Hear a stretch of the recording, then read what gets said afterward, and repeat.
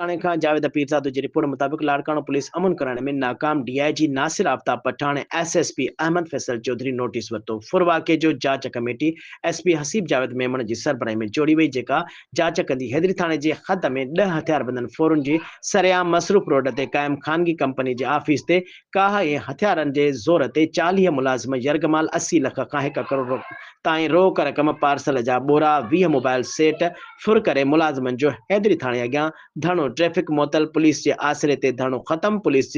DVR पंहिंजे तहवील में वठी छॾी जांच शुरू करे छॾी ऐं पुलिस जी जांच ते बेइतमादी ज़ाहिर करे छॾी मुलाज़िमनि पारां ख़बर मूजिब हैदरी थाणे जे हद नादरा ऑफिस लॻे लोहर बाईपास वटि अणॼातल हथियारबंद ॾोहारी खानगी कोरियर कंपनी जे ऑफिस में घिड़ी ऑफिसरनि मुलाज़िमनि ऐं कोरियर खणी ईंदड़ शहरियुनि खे हथियारनि जे ज़ोर ते यरगमाल बणाए लखे रुपयनि जी फुर आईफोन सेट समेत पार्सल जो सामान 20 खां वधीक क़ीमती मोबाइल फोनियूं हिकु मोटरसाइकिल फुर करे आसानी सां फरार थी विया।